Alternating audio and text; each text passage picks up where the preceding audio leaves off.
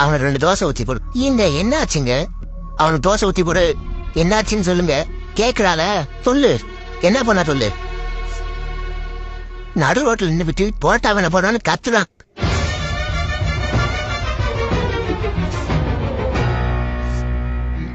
இல்ல தெரியாம தான் கேக்குறேன். என்னாச்சு உனக்கு? ஏன் தோசை பிடிக்கல? எதுக்கு தோசை பிடிக்க சொல்லு. கேக்குறேன்ல சொல்லு.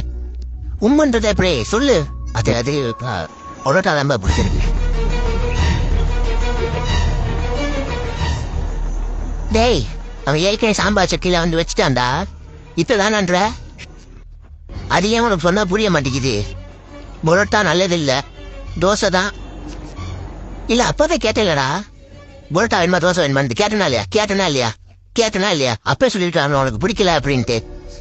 அப்போ தோசை சாப்பிடலான்னு நினைச்சேன்ப்பா. அப்போ சாப்பிட வேண்டியதானே?